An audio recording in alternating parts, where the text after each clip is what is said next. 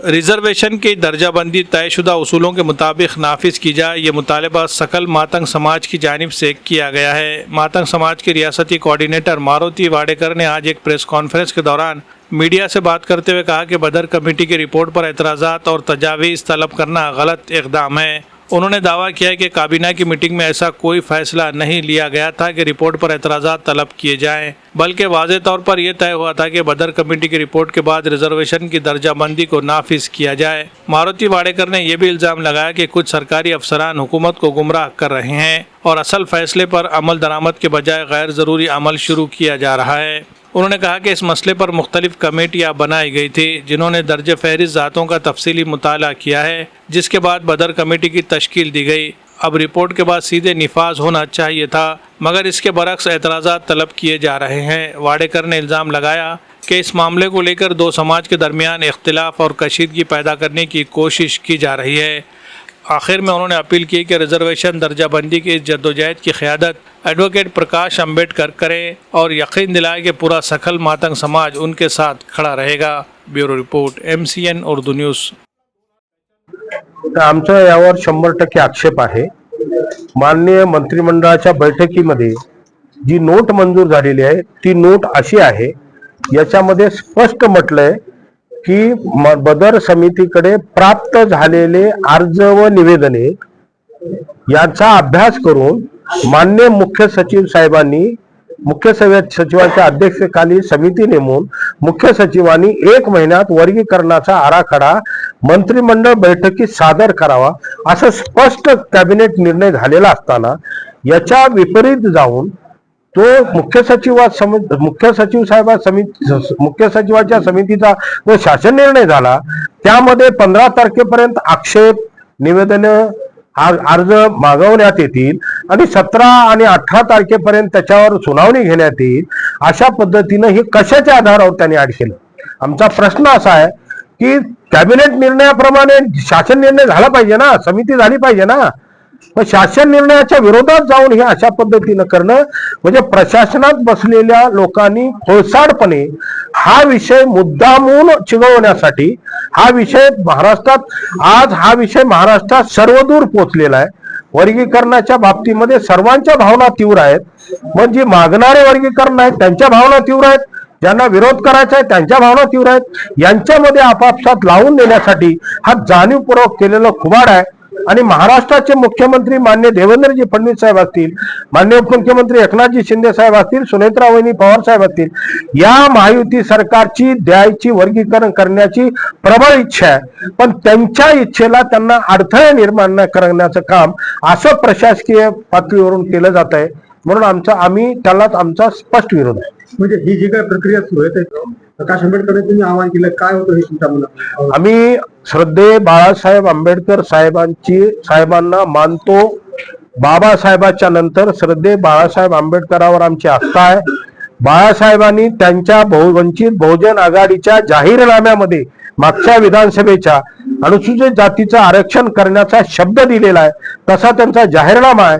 त्यांनी बऱ्याचदा त्यांच्या छोट्या छोट्या क्लिप आहेत त्यात बोलून दाखवलेला आहे, पण आता अशा पद्धतीनं प्रेशर आणून बाळासाहेबांनी त्यांच्या कालच्या ह्याच्यात सुद्धा नाकारलं नाही। वर्गीकरण होत राहील हे शब्द आहे बाळासाहेबांचं, वर्गीकरण होत नाही, पण त्यांनी त्या ह्याच्यावर प्रश्नचिन्ह निर्माण केला। पण बाळासाहेबांना हात जोडून विनंती आहे, बाळासाहेबांनी चेन्नईच्या 2004च्या चेन्नईच्या केसचा रेफरन्स घेतला।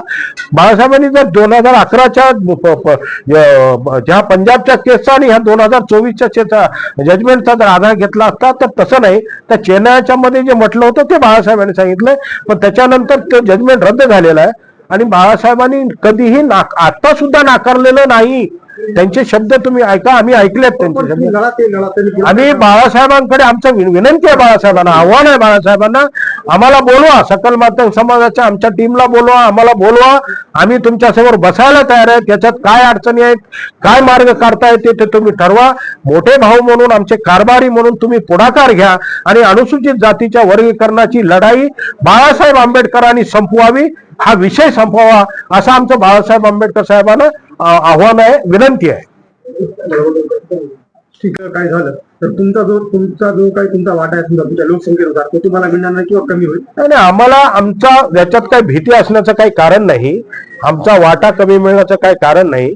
1/8/2024च्या सुप्रीम कोर्टाच्या जजमेंटमध्ये स्पष्ट मान्य चंद्रचूड साहेब मुख्य न्यायमूर्ती आणि मान्य भूषण गवई साहेब आणि इतर त्यांना मदत केलेली म्हणजे त्यांच्यासोबत असलेली 4 लोक म्हणजे 6 विरुद्ध 1 अशा पद्धतीनं सुप्रीम कोर्टाचं जजमेंट झालेलं आहे.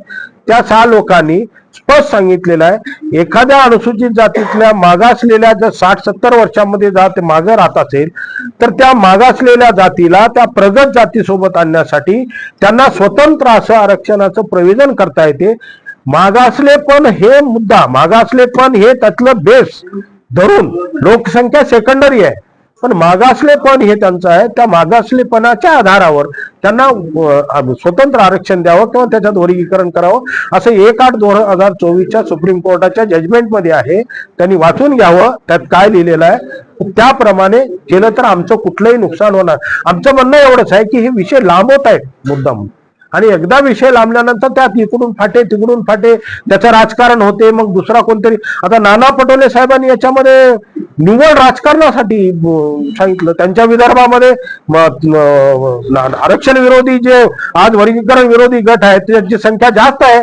त्यांना राजकारण तिथं करायचं आहे, त्या समाजाची त्यांना मतं घ्यायची आहेत, पण निव्वळ राजकारणापोटी नाना पटोलेंनी अशा पद्धतीने विचार करते. काँग्रेस सारख्या एका पक्षाचा नेता जो पक्षाचा अध्यक्ष राहिलेला आहे त्यांनी महाराष्ट्रातल्या मातंग समाज आणि इतर ज्या वंचित जाती आहेत त्यांचा रोष ओढून घेण्याचं काम आम्ही जाहीर निषेध करतो नाना पटोलेचा.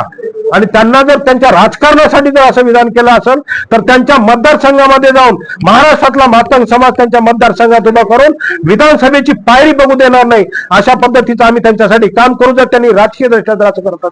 तर शेवटचा प्रश्न तुम्ही बोलताना तुम्हाला तालीमी मैदान में कामयाबी की नई मिसाल कायम करने वाला इदारा शाहीन एकेडमी नांदेड़ सिर्फ 5 सालों में 300 से जायद तलबा ने मेडिकल और 200 से जायद तलबा ने इंजीनियरिंग के मुमताज़ कॉलेजेस में दाखिला हासिल किया है। शाहीन एकेडमी में तजुर्बाकार असातिज़ा, जदीद स्मार्ट AC क्लासरूम्स, 11वीं और 12वीं के तलबा के लिए नीट और JEE की क्लासेस, दरसी तालीम के साथ साथ मुनज़्ज़म वीकली टेस्ट सीरीज के जरिए तलबा को नीट और JEE की बेहतरीन तैयारी करवाई जाती है। 8वीं से 10वीं जमात के तलबा के लिए शाहीन फाउंडेशन क्लासेस, जहां मजबूत तालीमी बुनियाद तैयार की जाती है। तलबा के लिए बेहतरीन हॉस्टल में मुक़ीम तलबा के लिए ताम के बेहतरीन इंतजामात, लाइब्रेरी, कंप्यूटर लैब और मोबाइल फ्री स्टडी माहौल फराहम किया गया है। पर्दे की पाबंदी के साथ गर्ल्स के लिए सेपरेट क्लासेस, सेल्फ स्टडी और डाउट क्लियरेंस पर भी खुसूसी तवज्जो। मुकामी तलबा के लिए बस सर्विस का इंतज़ाम। यहाँ असरी तालीम के साथ साथ दीनी माहौल में रोज़ाना 5 वक्त नमाज बाजमात का भी खुसूसी अहतमाम। तलबा में दीनी शऊर की बेदारी के लिए हर जुमा को उलमा इकराम के खुसूसी बयानात। हर साल शाहीन एकेडमी के तलबा SSC, HSC, नीट, JEE, ओलंपियाड और दीगर मुकाबला जाती इम्तिहानात में नुमाया कामयाबी हासिल कर रहे हैं। अगर आप भी अपने बच्चों को डॉक्टर या इंजीनियर बनाना चाहते हैं तो आज ही स्क्रीन पर दिए गए नंबरात पर राब्ता करें या फिर विजिट करें Shaheen academy campus, वागी road, हस्सापुर, Nanded.